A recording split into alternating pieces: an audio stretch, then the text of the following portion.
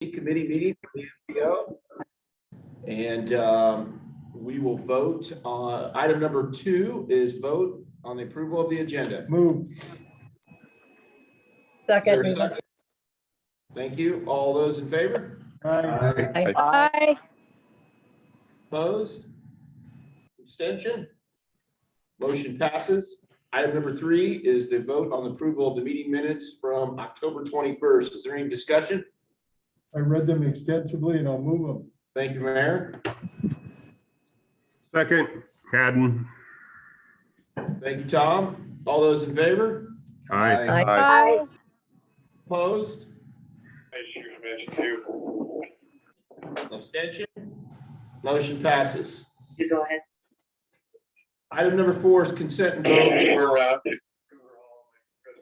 All right, if we're gonna be on Zoom, we gotta mute. Okay. We're approval of the financial statement. Todd, is item number 4. You want to give us a brief description? Go to the next slide. Yep. Just the packet, I thought there was an item for you to approve, but other than just what was in your packet, our general expenses, nothing of real significance other than we had reimbursements for the build grant for the transload facility. You see that large number in there. All right, any questions or discussion? Move to approve, Ruth. Second, Reba. All those in favor? Aye. Opposed? Abstention? Motion passes. Item number 5 is the time for any public comment. Tracy, did anyone sign up for that? I don't have anybody. And there's nobody here, so we will move on to item number 6. This is a presentation of the traffic incident management from Z. Yep, I'll do a brief introduction and then I'll let Doug Allen take over. So last week was Crash Responder Safety Week. It's meant as a time for everyone to understand how we can be more safe during traffic incidents and make and help with safety for crash responders as well. So I'm going to hand it over to Doug Allen. He's the Deputy Fire Chief up in Ames and also the statewide Traffic Incident Management Coordinator. And he's going to talk to us today about traffic incident management. So Doug, if you're on, it's all yours. Can you hear me? Yep. Okay. Thanks, Z, and everybody for giving me a chance to talk briefly about this topic. It's an issue that's been going across the country for about 6 years now with Federal Highway. And our whole goal is to increase awareness around traffic incidents to make the responders safe and the motoring public safe. So next slide, Z.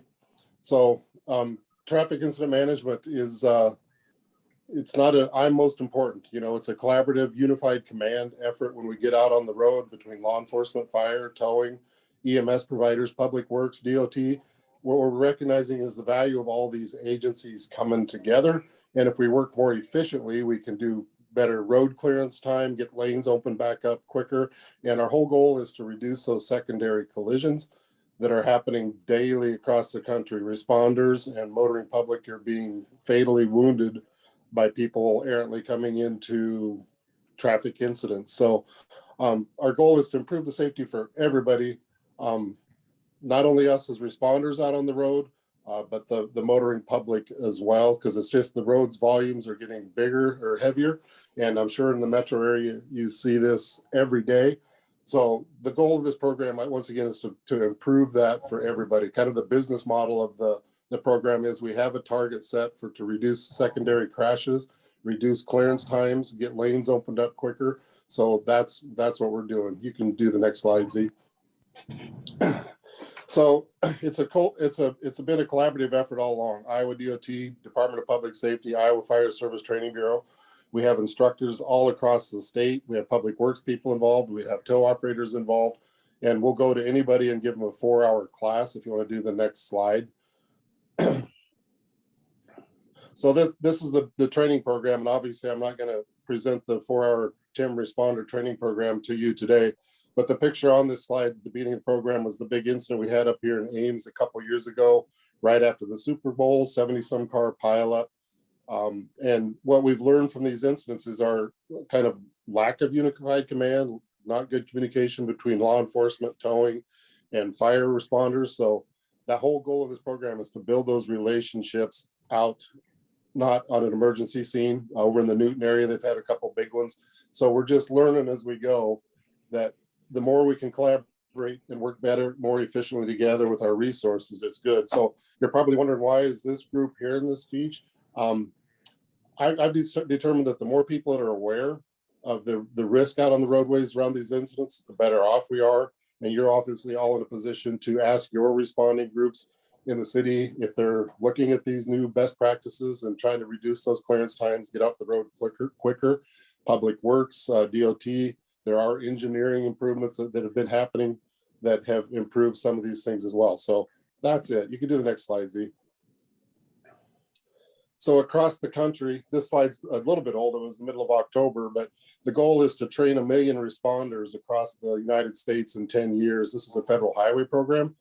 And we're clicking along pretty good. We're about 50%. And about 95% of the ones that you see for the state of Iowa have not been web-based training. We put 2 instructors, different disciplines, in front of a group of people and talk about best practices. But once again, building those relationships is key. You can do the next slide, Z. So as of right now, our goal for Iowa is 20,000 responders in that 10 years. We're setting at 8,300.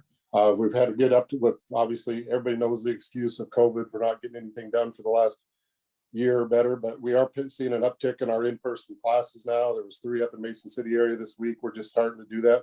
Our goal is to get into some of the metro areas. We've struggled to get into the Iowa City, Des Moines, Council Bluffs, some of those bigger areas to get some of these practices implemented. So once again, that's kind of why I'm sharing the story with you.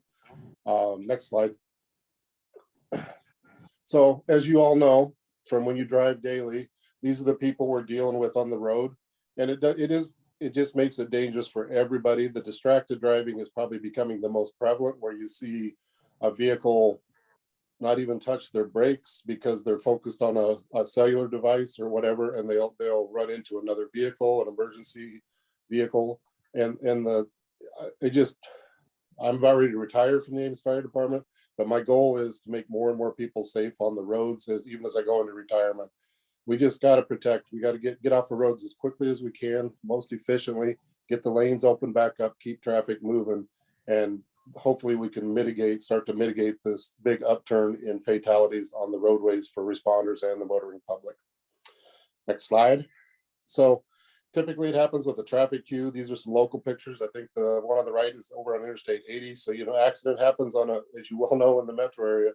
If a lane is tied up, the queue backs up for miles quickly. And that's where those really bad accidents are typically happening. So we're just working on that queue approach, warning of the queue, the backup of traffic, the DOT with their dynamic message boards and everything. We're making some good inroads, but we just have a long ways to go to reduce those secondary collisions. And we're seeing a little uptick across the state right now. I don't know what the reason, they haven't really narrowed down a reason in secondary collisions, but it's just getting worse and worse as people become more and more distracted while they're behind the wheel of a motor vehicle. Next slide. So just some quick things we're doing. There's some inexpensive things out there. It's hard to set up a permanent sign or a sign that you carry on an apparatus. The State Patrol found these. They're magnetic. They can put them on the back of their car and back up to meet that queue to warn people that the traffic stopped ahead. Really inexpensive. DOT has some ones that slide into the receiver hitch of a pickup and they can back up because the queue is constantly getting further and further back from an incident. Next slide.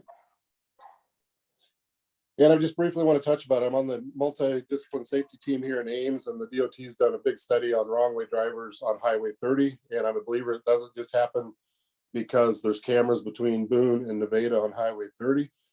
In the 5 or 6 years we've been doing this, over 230 wrong-way drivers have been reported on Highway 30. And you can see by the picture, it doesn't just happen at night or it's daytime. It's any day of the week. It's just crazy how people can go the wrong way on a 4-lane road. So just an awareness thing. I share it with my family. They'll all hear it at my Thanksgiving dinner next week.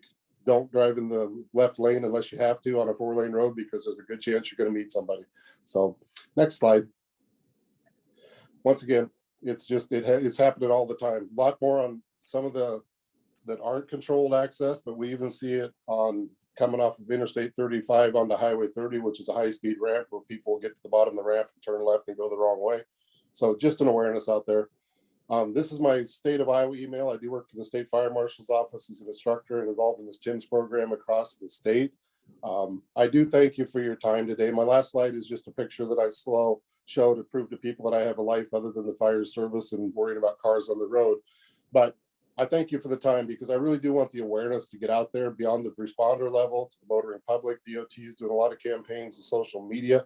That is, people in the elected official positions have the conversations with your responders. I've talked with Chief DeKepp in Des Moines, and we're going to work on some programs down there to get those agencies more involved. But thank you for the time, and I appreciate you listening to this, and I hope this awareness spreads throughout the country so we can reduce the impact of these incidents. So with that, I'll close it so you guys can get through your meeting, but thanks for having me. If you have any questions, let me know, or you can ask them now. Perfect, thank you. Any questions, comments? All right, thank you. Item number 7 is report and vote on the new calendar year for 2022 meeting dates. Is there any comments or concerns with the new meeting dates? Todd, did you briefly want to say something? Just that, it's our typical meeting dates, no meetings for policy in March, July, or December. We try to avoid where we anticipate the partnership trip is for the exec meeting. Otherwise, it's our standard set of dates. Recommend approval. Thanks, Todd. Any questions for Todd?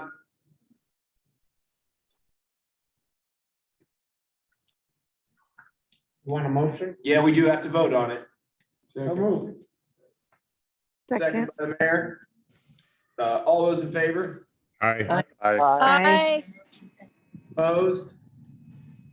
Abstention? Motion passes. Item number 8 is report and vote on the office lease rental here. Todd, you want to give us an update? Sure, thank you. Our lease for the space at Watson Powell expires at the end of the year. Last month, we showed you some information on some other spaces we looked at, as well as a proposal from NAP on the current space. That proposal is for 5 years with the base rate of $14.95 per square. It's a little less than we're currently paying. We'd have an option for 2 additional years at the $15.25. Include some upgrades to the flooring and lighting. The lighting they've already done, actually, countertops and some painting. They've done a little bit of the painting, mainly in the hallway. Potential to rent the other space at the end of the hall in case there's a need for that for the MPO or MIPA going forward. Also include some additional parking for the office. Be happy to answer any questions. I recommend approval.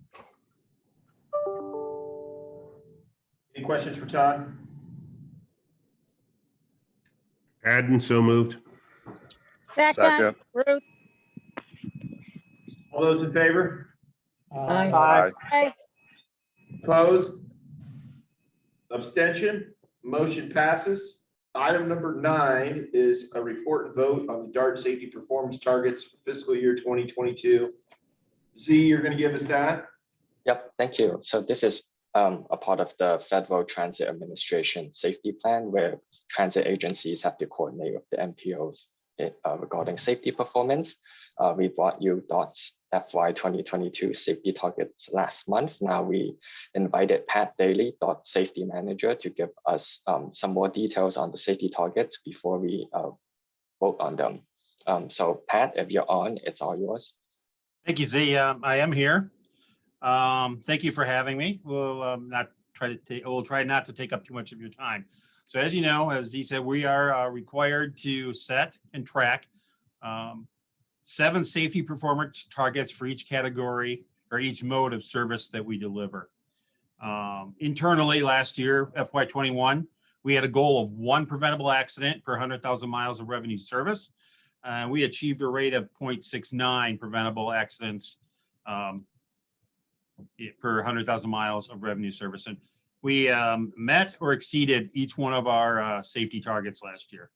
So next slide. So our FY22 targets were presented to the DART Commission in August.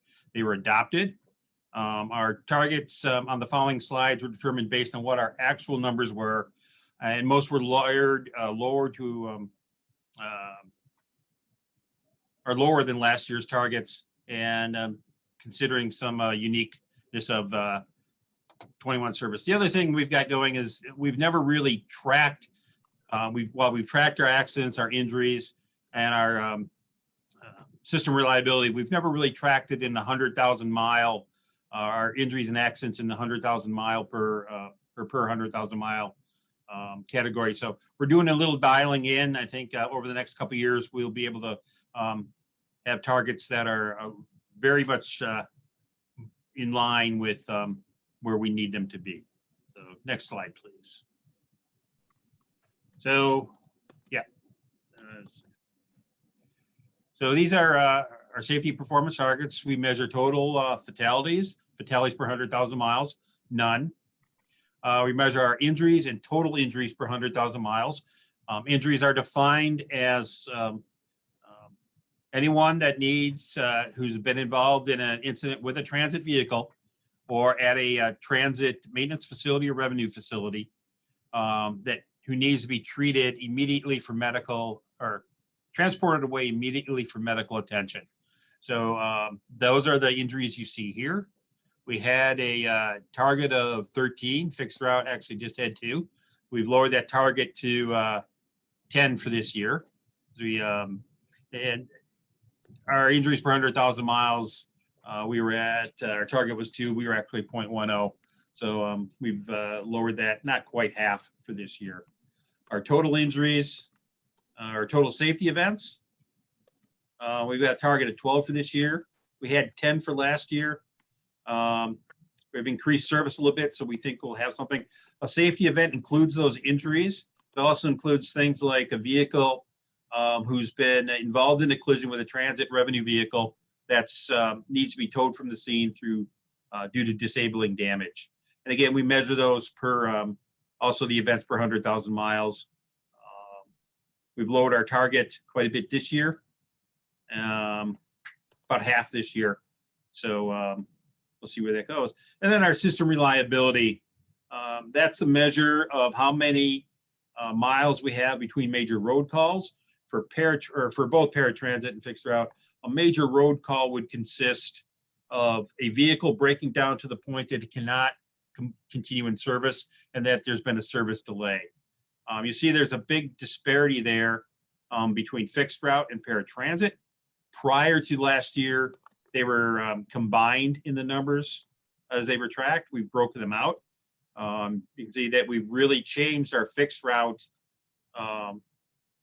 target to 400,000 miles when last year was 21,000. We ran a test on that one. We threw we entered one in to see what it would do, and we were about a 460,000 miles between service calls. So it's easier with the paratransit vehicles. It's easier with the paratransit vehicles. We've got more room in scheduling to avoid service delays. So that's why we don't see a lot of those major road calls with paratransit vehicles. And the rest of the paratransit targets, we actually had no injuries, no safety events with paratransit last year, nor with, so we tried to adjust for that. Next slide. And the same thing goes with rideshare and with taxi. So we had no safety events, no injuries, no mechanical or no major road calls on any of that. So we tried to take a look and adjust those numbers a little bit to dial in on those exact numbers for the year. And last slide. So that's it. Does anybody have any questions? Thank you. Any questions, concerns? Z, you have anything else to add? No, I do not. All right, this is a voting item, so I'd entertain a motion. So moved. Second. All those in favor? Aye. Aye. Aye. Opposed? Abstention? Motion passes. Item number 10 is report and vote on the Iowa DOT 2018 to 2022 HSIP targets. Z. Yep, this will be me again. Next slide, please. Yep, so this is part of the Federal Highway Administration's Highway Safety Improvement Program. MPOs are required to develop performance targets for the region. They could either adopt the state DOT's targets or develop their own. In the past, we have been developing our own, but going forward, we're now considering adopting the DOT's targets. The DOT's targets are on the table to your right-hand side. Next slide. While we'll be adopting DOT targets, we'll still be reporting regional performance measures. So this table shows statewide and regional measures as of November 9th. Statewide, fatalities, serious injuries, and non-motorized fatalities and serious injuries are below last year's performance, but in the MPO area, serious injuries are now higher than last year's, and non-motorized fatalities and serious injuries are also higher than last year's. Staff recommends approval of the Iowa DOT safety targets. If there are any questions, I can take them at this time. Z, thank you. Any questions for Z? All right. Item number 10 is a voting item. If we don't have any questions, I'll move it. Second, Haddon. All those in favor? Aye. Aye. Aye. Opposed? Abstention? Motion passes. Item So, number 11. Pardon me? Joe, just, it would appear that even though miles driven is down, fatalities are up. Yes, last year mile driven was down because of COVID, but this year miles driven has slightly risen, kind of back to pre-COVID levels. So it's about the same, but still a bit less. Okay. So the rate is still similar as last year's. Any other comments or questions? All right, item number 11 is a report and vote on the ICLEI regional affiliate membership for the MPO. Allison?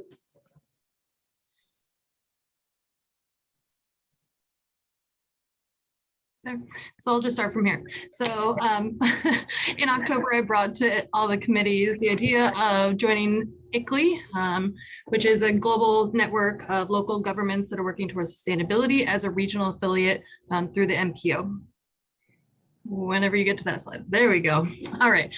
So just kind of as a recap, some of the regional membership benefits, we'd obviously get access to frameworks for policies and actions to use as communities see fit.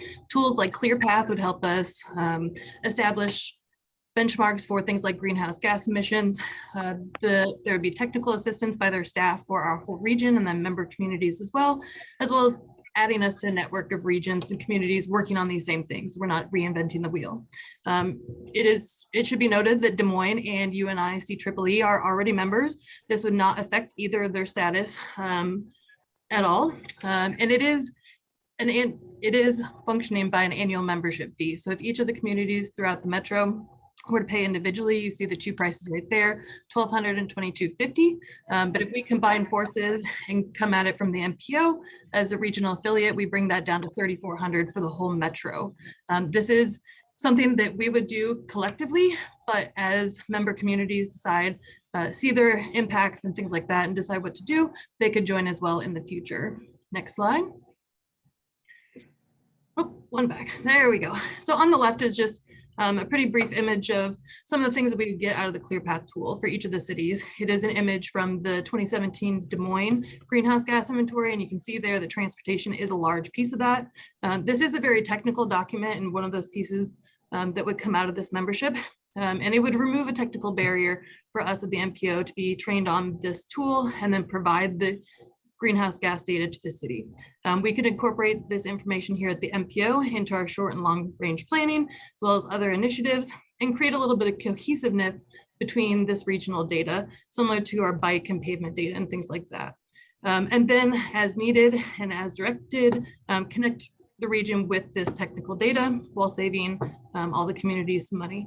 Additionally, just on the infrastructure bill that was just passed recently, there are carbon reduction and other programs that could be benefited by us having this information already in hand. So then communities can move forward on grant proposals from that infrastructure bill. This proposal was approved by the technical and executive committees earlier this month, and MPO staff does recommend approval from this committee as well. If you have any questions, I'd be happy to take them at this time. Thanks, Allison. Any questions for Allison?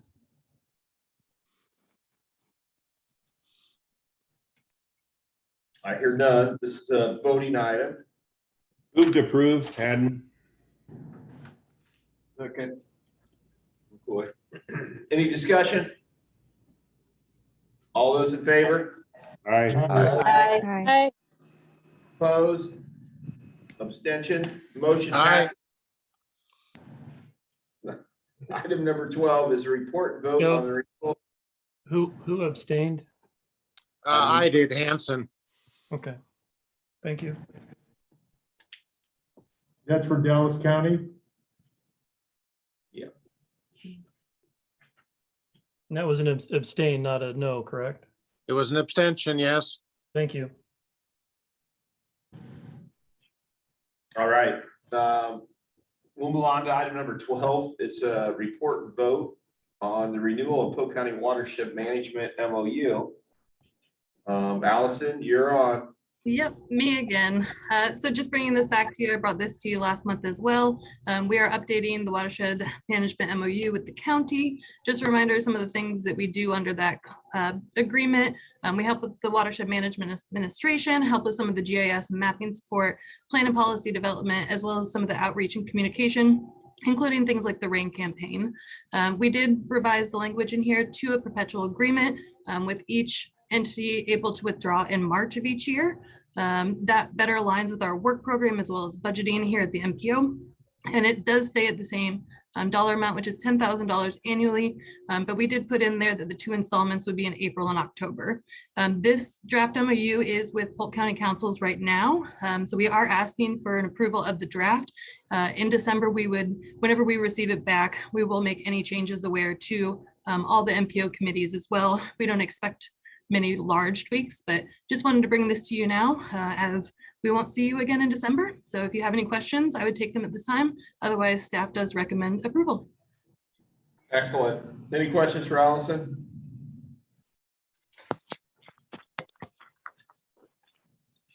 I'd move it. Thank you, Matt. Second, There's a Reba. Thank you. Any other discussion? All those in favor? Aye. Aye. Aye. Opposed? Abstention? Motion passes.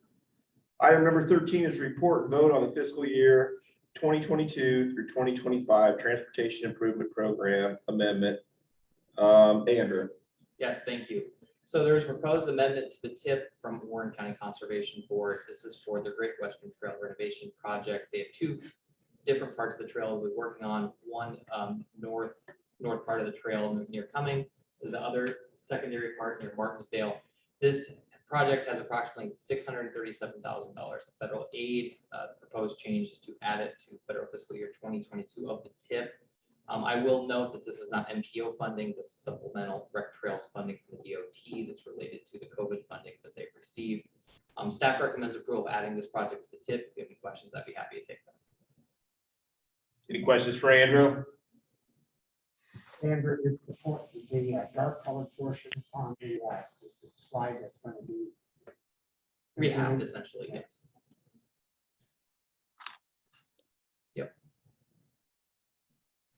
All right. This is our last voting item. Move, Reba. Second, Walters. Excellent. All those in favor? Aye. Aye. Aye. Aye. Opposed? Abstention? Motion passes. Item number 14 is a report on the MPO representative selection process from Dylan.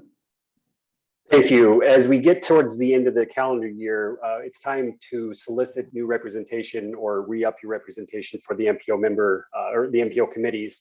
So we thought it was worth walking through that process since it did get a little complicated and changed a little bit a couple of years ago when we updated our bylaws. So there's 3 key steps to this process. The first is that the cities or counties, the member communities appoint their representatives by resolution, and we want that done by the end of December. And then there's the process for selecting or establishing the executive committee. So the executive committee changes depend on whether you are a community over under 50,000 or one of the communities over 50,000. So I'll walk through that in the next couple of slides. So if we go to the next slide. For the communities that are under 50,000, all of those communities belong to a sub area, and those sub areas are shown there on the right-hand side of the screen. Each of those communities gets to nominate a representative to serve as one of those 2. Each sub area gets 2 representatives on the executive committee, and each member of the sub area gets to nominate one of the people they would like to be considered for those representatives. Then the mayors, or if it's a case of a county, the chair of the supervisors, those mayors and supervisors get together as a selection committee to pick their 2 representatives. That has to be done also by resolution. And that's something that we will do a little bit more than we have in the past to assist with that process. So that we have a good record of what happened and that all the communities were involved as they should be and so forth. So we will take the effort to let those sub areas know who was nominated and then schedule the meeting for them to meet to have that deliberation of who they want to appoint.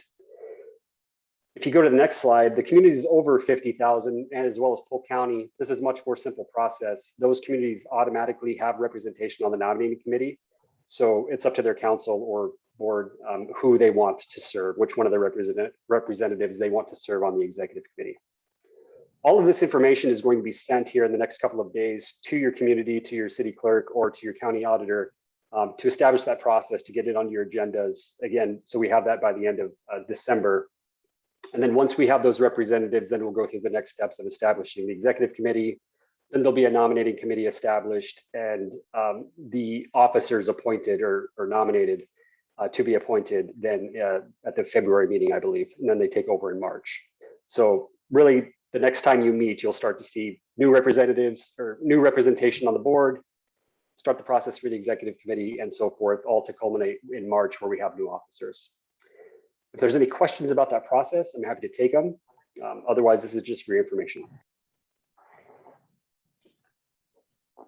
Thanks, Dylan. Any questions for Dylan? All right. We'll move on to item 15 is a report on the fiscal year 2022 first quarter budget report from Zach. I don't know if Zach was going to do this or I will do it. At the end of the quarter, we like to bring you an update on where we're at just budget wise. So since the first quarter ended after September, you have in your packet as well as on the next slide on the screen where we're at in terms of our budget. So you can see here what we budgeted, what we spent in the first quarter, how much is left for a variety of categories, and then in the packet on the page that's in the packet, there's a section that doesn't show up here that gets into more of what we've done with our build grants and so forth as well. But you can see on the amount remaining, there's really nothing that's out of line here. Everything's pretty much in line with what we would expect to see after one quarter of operations. So really, this is just to keep you apprised of what's going on. Again, if there's any questions, happy to take them. Any questions? Comments? Thank you, Dylan. Item 16 is a report on the anticipated FY 2023 MPO assessments. All right, and this is me again. So last thing for me for a little bit. We start to get calls around this time of year from cities as they're putting together their budgets of what they can expect to budget for MPO assessments. So wanted to just bring this forward to you while we already collected the information, have been sending this out to the communities. As you probably know, MPO assessments are set at $1 per capita, and it's been this way for the last 10 years or so, and we don't, as staff, don't see a need to increase that at this time. Our population is based on either the decennial census, which we're now in a state where we have the new census just released, or in years that's not the annual census, we use whatever the recent census estimate is. Like I said, now that the 2020 census figures are available, we have a good sense of what our assessments will be going forward. So if you go to the next slide, you can see here what our anticipated assessments are for FY23. And then we also have for comparison what they were in our current year's budget for FY22. So I will note the FY23 numbers are based on whatever the census says. For counties, because there is no one, we have 4 member counties, but none of all of the county is within the MPO boundary. So that has to be calculated manually by us, and we have to do that still. We can't just look up on the census website what the unincorporated portion of the county in the MPO, that's not something they have. So we have to calculate that manually. So that's not included in here. But if we look at just the cities, we see a little over or a little under a $10,000 increase from the changes in population going forward. So again, this is just for your information as we had it pulled together. The assessments and all this will come up for approval probably in March when we do the budget, when we do the draft budget for you. But if there's any questions about this, happy to take them. Dylan, thanks. Any questions for Dylan? All right, excellent. Item 17 is report on the Surface Transportation Block Grant Program schedule. Zach? Yes, thank you. Just wanted to give the committee a quick update on where we're at with the next round of STBG funding. We're going to be posting the applications the first week of December. Those should all be on the website by December 3rd. We'll make an announcement to the technical committee that those applications are posted and available for them to fill out. They'll be due back to the MPO on January 7th.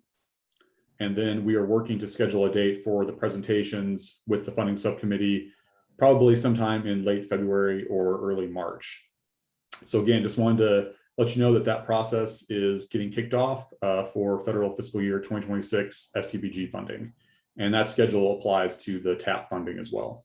I'd be happy to take any questions. Thanks, Zach. Any questions for Zach?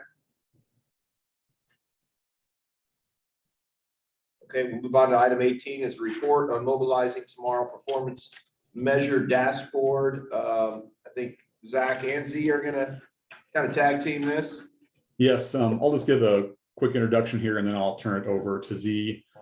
It's November. We're 2 years on our 2-year anniversary from when we approved the update to mobilizing tomorrow back in 2019. And if you recall, in the past, we traditionally will do updates on our performance measures. These have tended to be static reports that we presented at committee meetings. We've shifted gears a little bit and we're doing something a little bit different. Z has developed some online dashboards that track our performance measures. So I will turn it over to him to give you a little more detail about the dashboard and give you a little bit of a walkthrough of what that dashboard looks like. Yeah, thanks, Zach. I'm just gonna share my screen here so we can have a look at these dashboards. Yes, so this web page on the MPO website has a list of all the performance measures in mobilizing tomorrow, and you can scroll through them and look at various one by goal areas. And so let's just have a look at, we'll pick a performance measure. This one is system and freight reliability. So we'll click that and it opens up it's loading a dashboard. So on your left-hand side, you have a info panel with information related to the performance measure, as well as the targets here that you can collapse. And then once you're inside the dashboard, you'll see the different components of a performance measure. So for this measure, we have person miles traveled on the interstate that are reliable, person miles traveled on the non-interstate, and also truck travel time. And then you can click through and look at performance for different years, and these are color coded. So green means we have met a specific target, while red means we have not. And then on the bottom here, we can look at historic performance as well as various targets that we have set either at the 5-year or 2050 level. And then for other performance measures, let's look at crash safety, for example. A similar thing, we can scroll through by different years and look at how we're doing. In terms of safety, we haven't met our targets, but we are always very close. And we can look at 5-year and 2050 targets as well. Some performance measures have interactive maps, so you can zoom in and look at various measures. So for safety, you could see various crashes, click on them and look at various types of information related to that performance measure. So I'm gonna stop sharing my screen now. Let's see.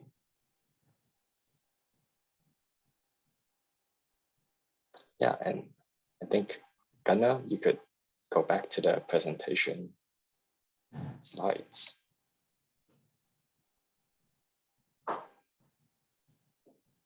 Yeah, thank you. Next slide.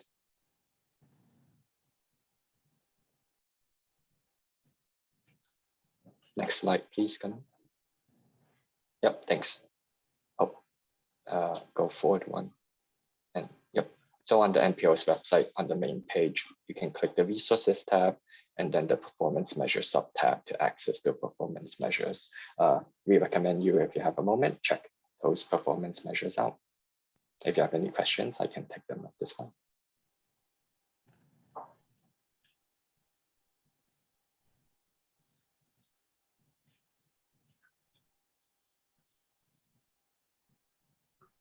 Anything else? That's it. Okay. Any questions for Zach or Z about this dashboard?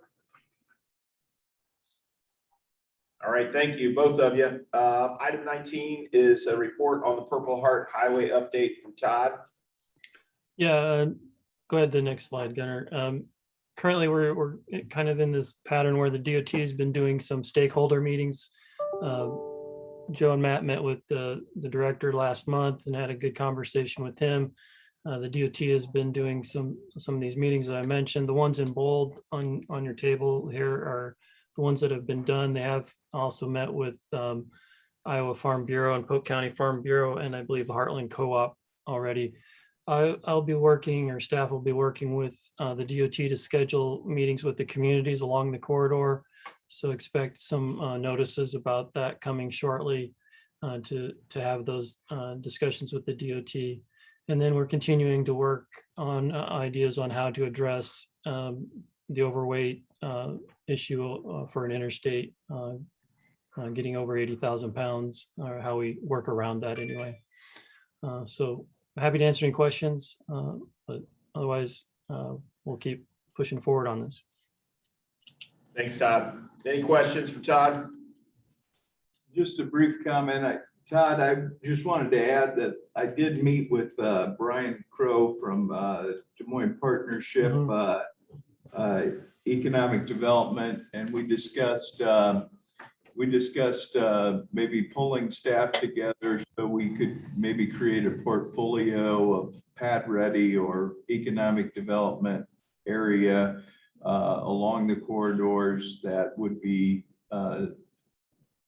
ideal or set up for expansion or growth. And that's the only thing I wanted to add. He's certainly willing to help in whatever way that would be useful for the good of the cause. Yeah, we're scheduling a time to talk more about that. So yeah, it's on the to-do list. But yeah, thanks for that reminder. Okay. All right. Any other questions or comments? All right. Item 20 is a report on the Economic Development District update from Gunnar. Good afternoon, everyone. We continue to make steady progress on the establishment of an economic development district for Central Iowa. As you've heard me say several times before, there's 4 phases to this. We've got the support, we've done the creation of the entity, and we're now in the designation phase. All the materials are in, all the materials have been updated to meet all the questions and additional material that was requested of us by EDA staff, and we are continuing to be in the waiting phase. Some of the new pieces of information that you haven't heard from me yet is that Denver region did advance that designation on to headquarters. Last I heard, it was under legal review. We also updated the SEDS. that it is finalized to EDA satisfaction. Then I'll also note that we're preparing to open the enrollment period for membership of jurisdictions. So I would anticipate your jurisdictions hearing from us later this month yet. And we are starting to hone in on April 1st as being the most likely start date for the new EDD to be fully operational. I did mention briefly that the SEDS was updated. The two major updates there was that we created a section on resiliency. Didn't really add, it added a few pages to the plan. It didn't add any, there's nothing really new there, just repackaging it and speaking to it in a more clear way. Also added an action implementation table. Added about 20 pages to the document, but added some additional clarity there. Lastly, we want to start talking to you about an MPO MIPA contract. We've been consulting with EDA staff just to make sure that we have an appropriate framework for the grant eligible staffing plan. So MIPA is going to be hiring a senior planner, and then MIPA will also be contracting with the MPO for back office and administrative support, such as accounting, auditing, staff supervision, office-based payroll, et cetera. And then lastly, I just want to continue to note that staff has continued to work with a handful of jurisdictions for potential applications for stimulus funding through ARPA. Also note that ISU and DMAC are pursuing applications separate from any local jurisdictions. All of these we're going to be using the comprehensive economic development strategy that we developed, and so that is already showing value to the region. That's it for me. I covered a lot of ground quickly, but as always, happy to take any questions. Thanks, Gunnar. Any questions for Gunnar? All right, item 21 is a report on the transload facility. Zach? Yes, thank you. Just wanted to give you a quick update on where we're at with the transload facility development. On the screen in front of you here, you can see a list of the kind of things they've been working on over the last month. They've wrapped up pouring the warehouse slab and also pouring the truck apron around the building. Railworks is currently in the process of installing the ballast on the site. I'll have an image here to share with you in a minute that shows them working on that. But they've got a bunch of, I think 120 to 140 cars that they're bringing, rail cars they're bringing in full of ballast to lay on the track. They almost have all of the electrical completed. They're working on some hiring. The the Iowa Interstate Rail switch was installed on the site 2 weeks ago now, I believe. And that now means that all of the railroads are now connected to the site. So that's exciting, big news there. And then finally, they're working on grouting all the precast concrete walls. And once they have that done, they'll be able to turn on the heat, which is important, of course, so the workers then can work inside the building and be comfortable now that the weather's turning cold. So I got a few images to share with you.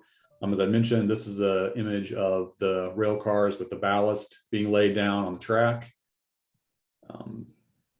Here's a photo of the finished, completed truck apron around the building. You can also see that they've got most of the windows and doors installed. I think, at the time of this picture, there were a few left, but I believe as of today, they're all installed, which means they can securely close up the building, which is a huge benefit to them at this point. Don't have to worry about anybody getting inside now that they've got those on. This image just kind of pulls back. You can see the truck apron in the building there in the background, and here in the foreground, you can see the stormwater detention basin that's been constructed for the site. It's also collecting stormwater for a number of other sites as well. And then that final picture there is just an image inside the warehouse with the finished floor there. As you can see, it's a very, very large building, but they're almost finished with it. So very exciting. Next slide.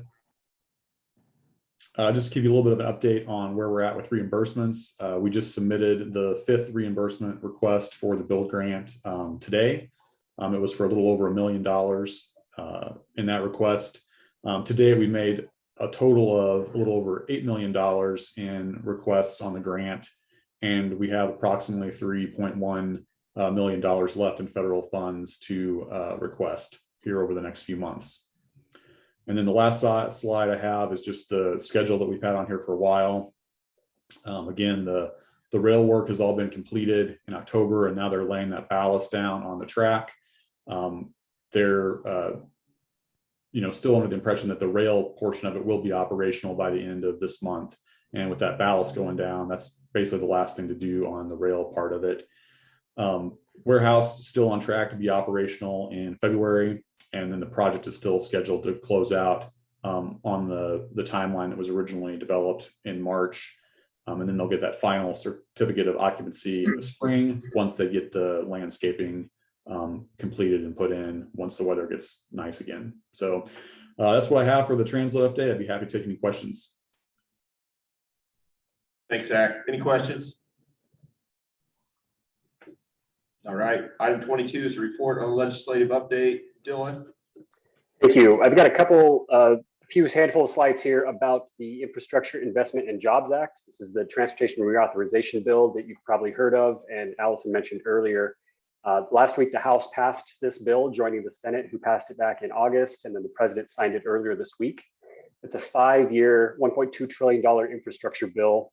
Of that $1.2 trillion, about half of it is for transportation specifically. And of that amount of transportation dollars, about half of it is new dollars. So it's a pretty significant increase in transportation funding. There's a lot of programs and a lot of planning related requirements that come in this bill. And while we haven't reviewed everything yet, there are a handful of things that we wanted to call out for you on the next couple of slides. So in terms of funding that the MPO traditionally receives, this includes our Surface Transportation Block Grant and our TAP funds. Those are the dollars that we receive and then allocate to our member communities, as well as the planning funds. These are the dollars that we program or use in our work program and budget that pay for our operations and so forth. Those are the 4 programs that we show you here on the slide. The 2021, that's the current year dollars in the final year of this current transportation bill. And then years 22 through 26 are the new bill. So you can see in each one of those is a pretty significant increase from the current bill to the next year. A 23% increase for SDBG and a 63% increase for TAP. TAP increased, basically currently TAP has to be 7.5% of whatever SDBG is. That was increased to 10%. So that's why that increase is so much. And then once they make that increase, it's about a 2% increase going forward. So we should see some, and I should note, this is nationally. This all goes through a formula to get down to whatever we receive, and that hasn't occurred yet, but you can kind of see the trends, and we should expect to see some increases as well. If you go to the next slide, there's a couple new formula programs as well that we wanted to call out to you. One is a carbon reduction program, and this is something Allison mentioned earlier. Not a huge amount of money, $6.4 billion nationally over 5 years, but 65% of those funds have to be allocated by the same formula as what's used for SDBG to get down to the local level. So we should expect to see something coming to us directly, similar through the SDBG program. And whether that'll be added to SDBG or whether it'll be a standalone program, that's all to be determined. But we should see some funding through that.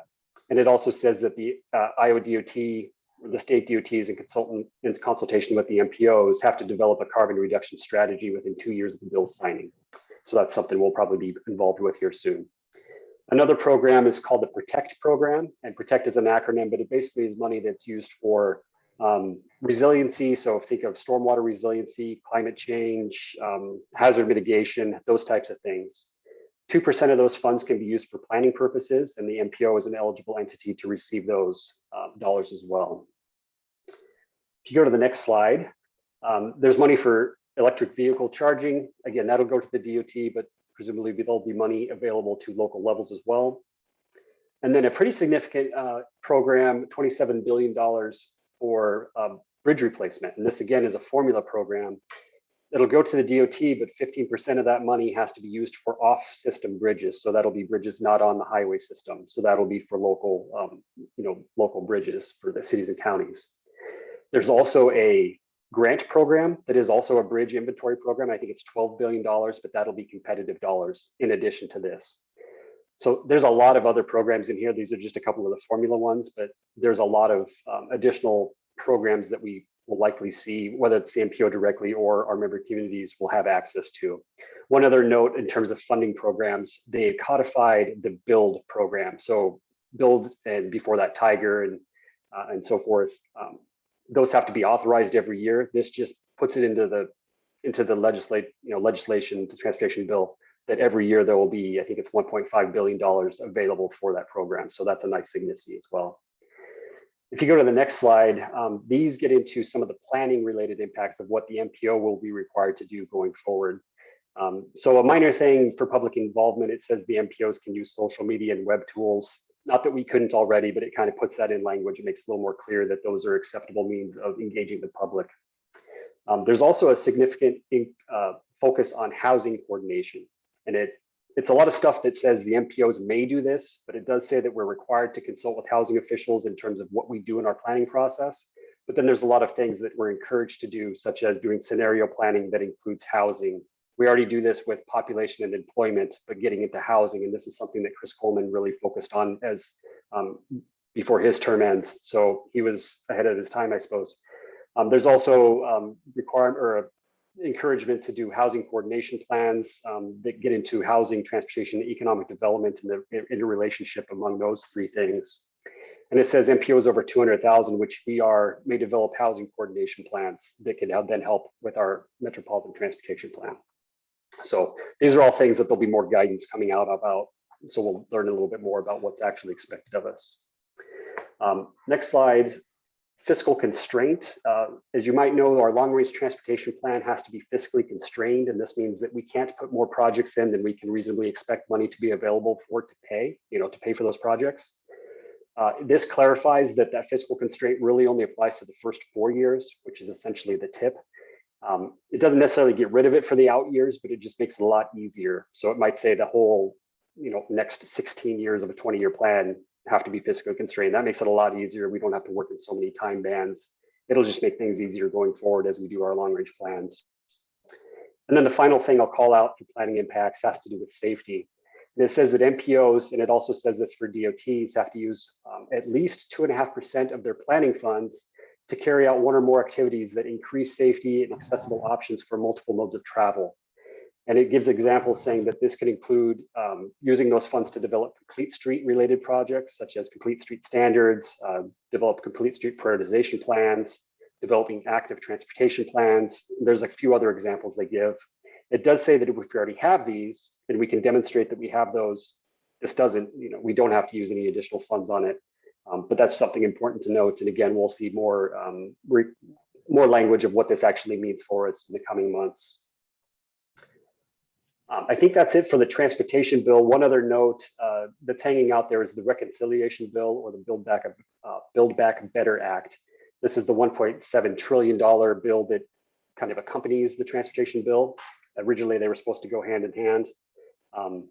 There was some request for cost estimates from the CBO. It sounds like the rest of those will be released today, and that there could be a vote. From what I saw just a little bit ago, there could be a vote even yet tonight starting on this bill. So something could be happening soon, still be determined whether that will actually pass, but there are some transportation infrastructure provisions of that bill, so it's worth following that. That's what I have for you. Like I said, there'll be a lot more information. We'll probably have Stu Anderson or someone from the DOT in the coming months come and present to give us a little more information, because a lot of this depends on what the DOT will do. But for right now, this is what we know. If there's any questions, happy to take them. All right, any questions? All right. Thank you. Let's see, item 23 is a report on upcoming events. Gunnar? Just a few to draw your attention to. Iowa's Living Roadway Celebration is coming up here in a couple of days, or tomorrow night, I should say. Up in Ames, of note, the Our Town's authors, James and Deborah Fowles, will be the keynotes for that. The Local Advocacy Summit by AARP is coming up in early December. That's it for me, unless I can answer any questions. Great. Any questions for Gunnar? Item 24 is other non-action items of interest to the committee. Todd, I know you've got one or two. Does anyone else have anything before Todd jumps in? All right, Todd, floor is yours. All right, thank you. I'll be quick. Wanted to give you a couple updates on some things. We hired a new planner, Aspen Flans, has joined our staff. She joined in late October. Aspen was previously an intern for us and also previously worked at the DOT before coming back to the MPO. So just you'll start seeing her name and her in presentations. So just wanted to give you that heads up, and we welcome Aspen back to the MPO. Also last month, Dylan, Zach, and I met with Tim Marshall, who's the division administrator for the FHWA office up in Ames, and a couple of his staff members, just kind of going through projects in the MPO area and what's going on. Also talked with him about Purple Heart Highway. He's supportive of the idea of getting into an interstate designation. So it was good to hear that from his viewpoint. And then finally, on water trails, we finally have gotten approval from the Office of the Secretary of Transportation to move forward with the grant agreement in DC. So that was approved today, and I want to thank Matt McCoy for his assistance in that. Needed a little push over the edge, and he was able to get a message to the secretary to help us do that. The Paul LaFleur of Federal Highway and Ames sent us the grant agreement a few minutes ago, getting that signed and sent back. We'll be able to hit the December letting. There was some questions of whether we would be able to do that or not, but by getting this done today, it allows us to get into the December letting, which will help hopefully with getting better bids. With that, I'll be happy to answer any questions, but wanted to let you know those updates. That's great. Any questions for Todd?